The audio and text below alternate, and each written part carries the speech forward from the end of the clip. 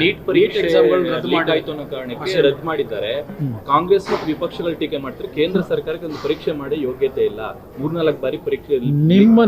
ನಮ್ಮ ರಾಜ್ಯದಲ್ಲಿ ಎಷ್ಟು ಬಾರಿ ಮುಂದಾಕಿದ್ದೀರಿ? ನಿಮ್ಮ ಕಾಲದಲ್ಲೇ ಎಷ್ಟು ಅನಾಹುತಗಳಾಗಿಲ್ಲ. ಇವತ್ತು ನಮ್ಮ ರಾಜ್ಯದಲ್ಲಿ ಒಂದು KPSC ಸಂಸ್ಥೆನ ಸರಿಪಡಿಸ್ಲಿಕ್ಕಾಗಿದೆ. ಯಾವ ರೀತಿಯಲ್ಲಿ ಆ ಸಂಸ್ಥೆ ಬಗ್ಗೆ ಇವತ್ತು ಜನಗಳು ಮಾತನಾಡ್ತಾರೆ. ಇವತ್ತು ಈ KPSC ಸಂಸ್ಥೆ ಹಾಳಾಗ್ತಕ್ಕಂಥದ್ದು ಪ್ರಾರಂಭ ಆಗಿದ್ದೆ ಬಹುಶಃ ನನ್ನ ಅಭಿಪ್ರಾಯದಲ್ಲಿ ಈಗಿನ ಸರ್ಕಾರ ಹಿಂದೆ 2013ರಲ್ಲಿ ಸರ್ಕಾರ ಏನು ರಚನೆ ಮಾಡಿದರು ಅಲ್ಲಿಂದ ಪ್ರಾರಂಭ ಆಯಿತು.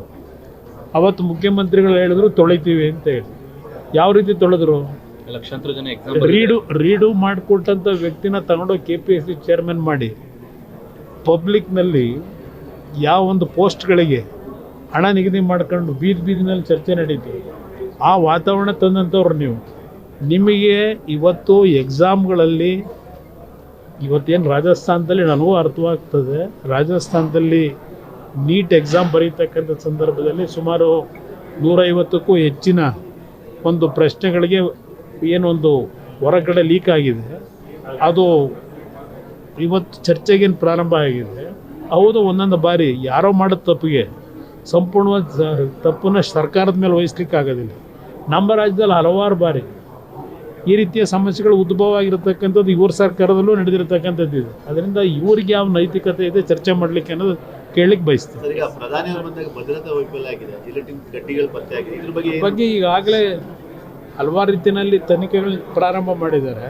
ನಿಜವಾದ ವಾಸ್ತವಾಂಶ ಏನು ಬರೋವರೆಗೂ ಕಾಯಬೇಕಷ್ಟೇ. Thank you.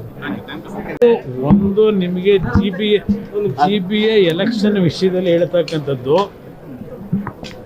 GBA ಎಲೆಕ್ಷನ್ ಮಾಡಬೇಕು ಅಂತ ಹೇಳಿ ಮುಖ್ಯಮಂತ್ರಿಗಳು ಎಲೆಕ್ಷನ್ ಕಮಿಷನ್ನ ಸಿಬ್ಬಂದಿಗಳನ್ನು ಕರೆದರು.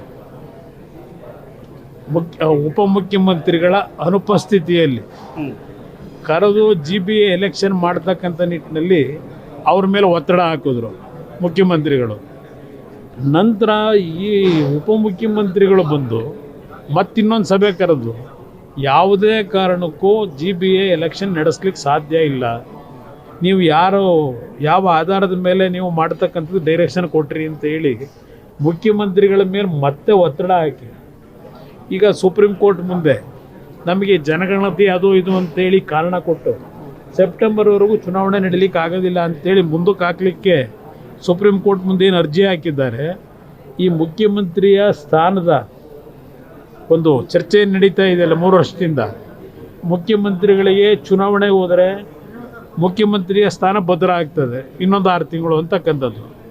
ಇವರಿಗೆ ಚುನಾವಣೆ ಏನಾದರೂ ಆದರೆ ನನ್ನ ಸ್ಥಾನಕ್ಕೆ ಚ್ಯುತಿ ಆಗ್ತದೆ, ನನ್ನ ಸ್ಥಾನ ಸಿಗುತ್ತೋ ಇಲ್ವೋ ಅಂತೇಳಿ ಉಪಮುಖ್ಯಮಂತ್ರಿಗಳು ಏನು ಒಳಗಡೆ ಇಬ್ಬರಲ್ಲೂ ಗಲಾಟೆಗಳು ನಡೆದು ಅಂತಿಮವಾಗಿ ಉಪಮುಖ್ಯಮಂತ್ರಿಗಳ ಒತ್ತಡದ ಮೇರೆಗೆ ಸುಪ್ರೀಂ ಕೋರ್ಟ್ ಮುಂದೆ ಒಂದು ಅರ್ಜಿ ಹಾಕೊಂಡವ್ರೀಗ. ಇದು ಇರತಕ್ಕಂಥ ವಾಸ್ತವಾಂಶ. ಅದರಿಂದ ಇವರಿಗೆ ಚುನಾವಣೆ ಒಬ್ಬರಿಗೆ ನಡೆಸಬೇಕು, ಮುಖ್ಯಮಂತ್ರಿ ಚೇರ್ ಉಳಿಸ್ಕೋಬೇಕು ಅನ್ನೋದು ಒಬ್ಬರಿಗೆ, ಇನ್ನೊಬ್ಬರಿಗೆ ಚುನಾವಣೆ ಮುಂದಕ್ಕೆ ಹಾಕಬೇಕು, ಮುಖ್ಯಮಂತ್ರಿ ಚೇರ್ ಪಡಿಬೇಕು ಅಂತಕ್ಕಂಥದ್ದು ಇದರಲ್ಲಿ ನಡೀತಾ ಇದೆ. ಇವರಿಬ್ಬರಲ್ಲಿ ಸಂಘರ್ಷ. ನಿರ್ಭೀತ, ನಿಷ್ಪಕ್ಷಪಾತ, ವಿಶ್ವಾಸಾರ್ಹ ಸುದ್ದಿಗಳಿಗೆ ಮತ್ತೊಂದು ಹೆಸರಾಗಿರುವ News18 ಕನ್ನಡ ಈಗ ಆಪ್ನಲ್ಲೂ ಲಭ್ಯವಿದೆ.